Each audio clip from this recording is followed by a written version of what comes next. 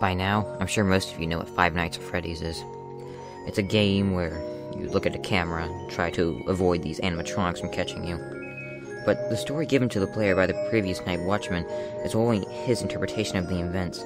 It is confirmed by the author that the real reason behind the haunting is hidden within the game, and only players with very keen eyes are able to see it. The secret lore is revealed through many newspaper clippings that randomly appear on the wall of East Hall Corner. Here's what they state. Freddy Fazbear's Pizzeria was once a popular restaurant, but its fame declined after 5 children went missing, having been lured backstage by a man in a Freddy Fazbear suit and murdered. It is said that the culprit was captured, but the children's bodies were never recovered. The restaurant was threatened with closure and the reputation was tainted. Later, concerned parents contacted health department over sanitization issues.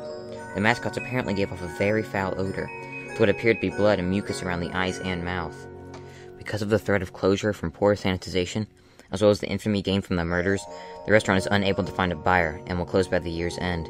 It is therefore implied that the children were forcefully stuffed inside the animatronics and left to rot over the coming years, and the mascots now haunt the establishment because of the children's souls have possessed them. Since the original killer had access to backstage costumes, and the mascots seemed to attack the security guards, it is also implied that the original killer was once a night watchman at the restaurant. But this isn't all. There's also a secret message that is played in the phone call from the 5th night. If reversed, it is difficult to understand, but fans think it's either a spirit or the night guard in one of the suits. It is nearly impossible to tell. If one listens closely when reversed, it appears to somewhat sound like a message that came from the first night, where a watchman claims he's worked in the same office a week before the player.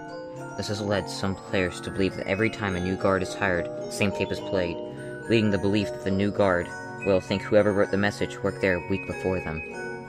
Some of the more keen of you will have noticed that there's only 4 animatronics attacking you. What is the 5th one, you might ask? I might just have the answer. On the 3rd night, a gold-color version of Freddy that seemingly lacks an endoskeleton, teeth, or eyes will appear suddenly in the office sitting on the floor, even if both doors are locked. The player only has a split second to look back at the camera or else he will attack. If you look at him for too long, his face will pop up and screams in a different way than all the others, eventually resulting in a game crash. This attack is triggered when the player looks at a poster in West Hall in the corner through the security cameras. However, he will only appear if the poster bears a picture of Golden Freddy's face, as an image of the normal Freddy is normally shown. Displayed as either a fuzzy mascot holding a microphone with the words reading, "Let's eat," above him, or a different picture of a bear.